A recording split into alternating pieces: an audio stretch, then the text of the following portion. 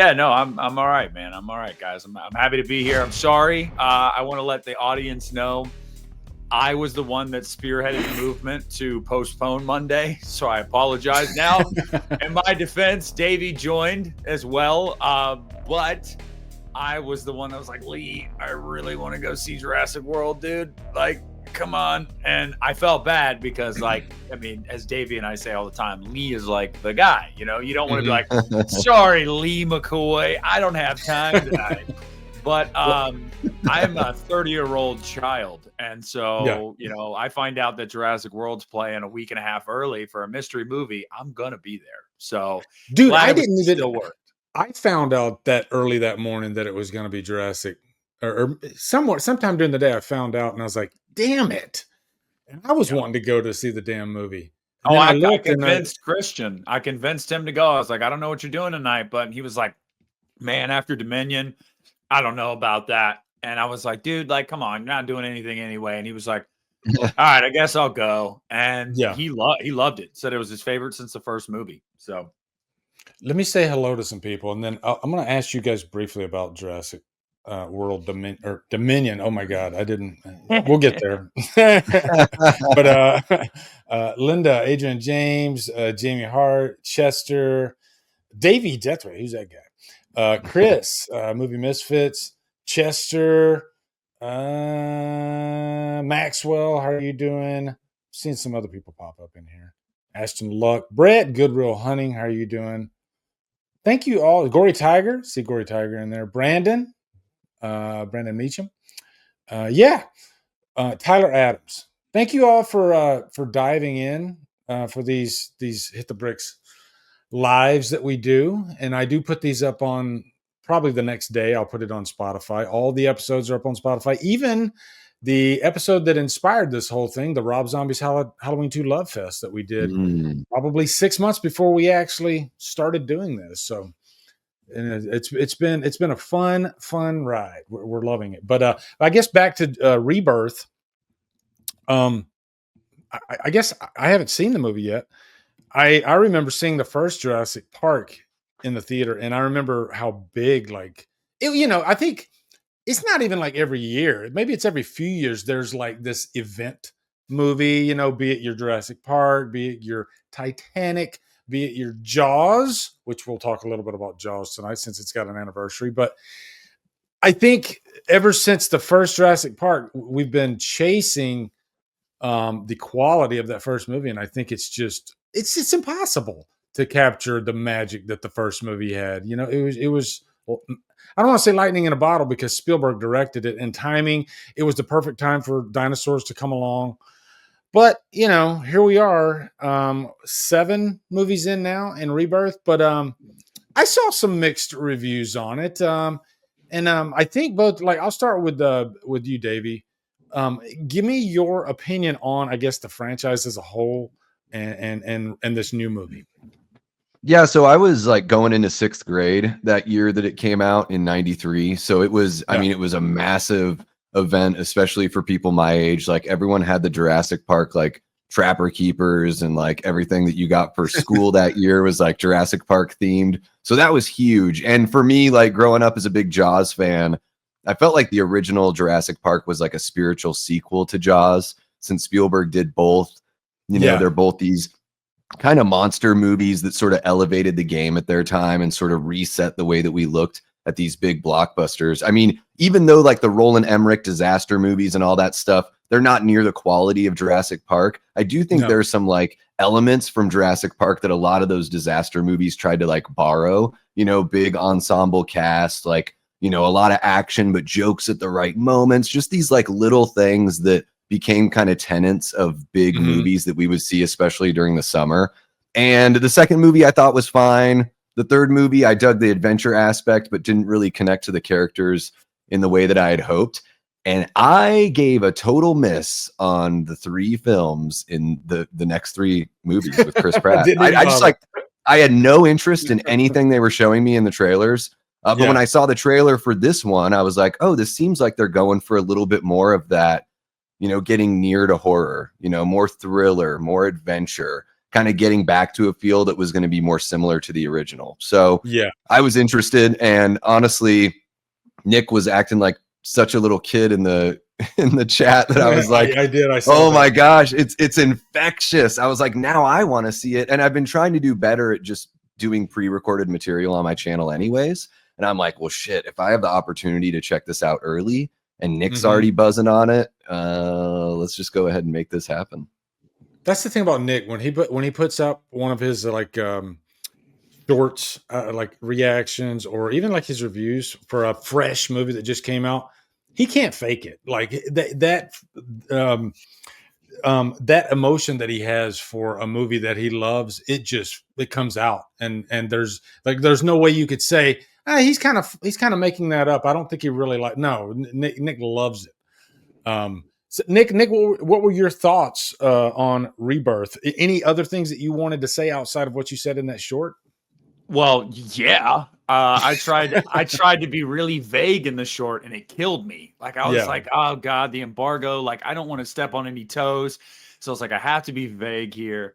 No, the one I go back to is my Halloween Ends out of the theater reaction because I did one that I sent to Christian where I was just recording myself, and I was like, dude, I was walking to my car and I was like, I cannot believe that I loved that fucking movie. And like, I was so excited and I sent it to him and he sent me the same thing. He's like, dude, so did I. But yeah, I was somebody that actually was a fan of the World Trilogy for the most part. Like nothing's going to touch the original. I'm not a fan of the Lost World. It's definitely my least favorite Jurassic Park movie. Wow. That's a bombshell for me. Aside from the RV scene and the T-Rex in San Diego, I really don't care for the movie. Yeah. And but I liked World. Fallen Kingdom is my favorite of that trilogy because I feel like J.A. Bayona, the director, actually tried to inject some horror into it. That Indoraptor, there's that scene with it, like throughout the mansion. Like I love that.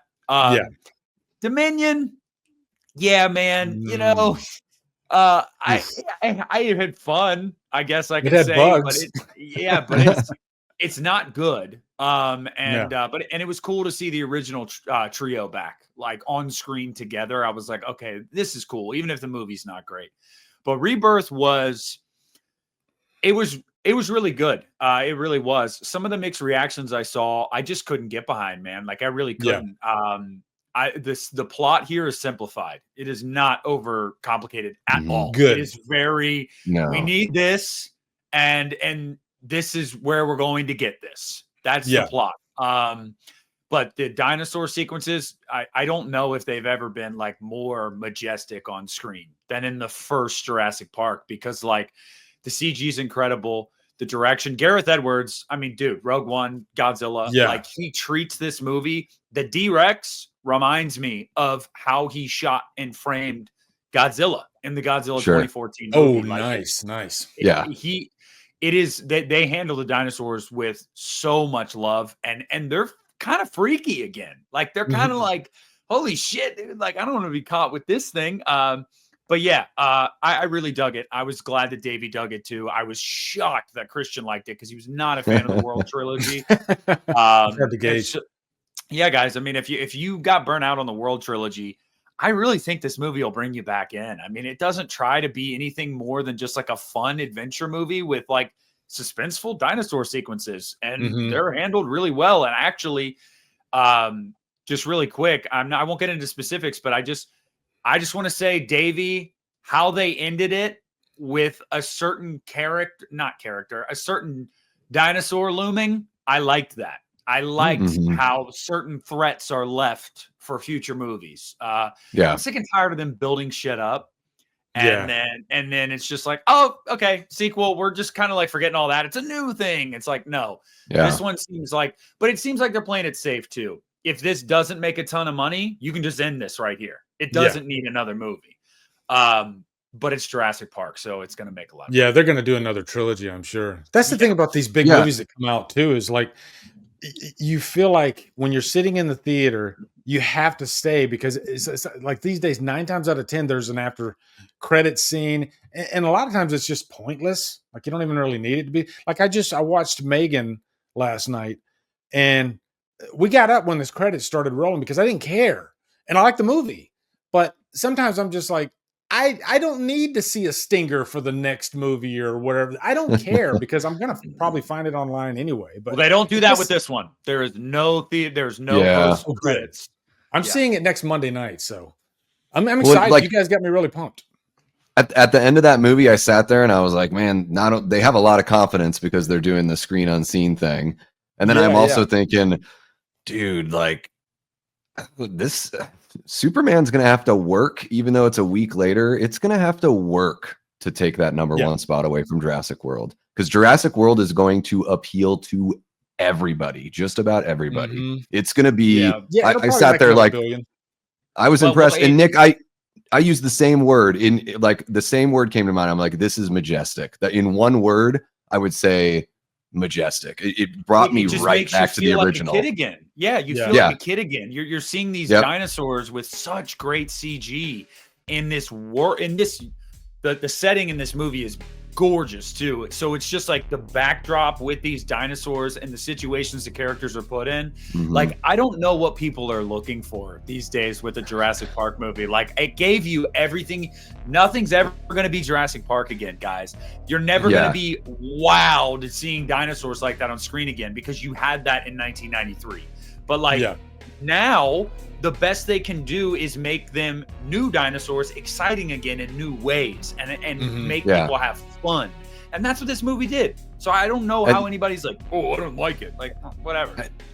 I think the sound design really helps sell the CG too. The weight of the dinosaurs is felt through their steps and through the sounds they make. And it's just, I was surprised. I'll say that. Yeah, they handled the T-Rex really well too. The T-Rex. I wanted more of the T-Rex, but that scene is awesome. You got to have T-Rex. Let me grab this super chat real quick, which he's kind of echoing my topic that I was actually going to bring up here in just a second. Well, hello there. You just watched an outrageous clip from the Hit the Bricks podcast. I really hope you enjoyed that clip. If you want to see more clips, you can click here, or you can click here. And you can just have yourself a ball, all right? And also follow the Hit the Bricks podcast on Spotify as well. Thank you guys. Have a wonderful day.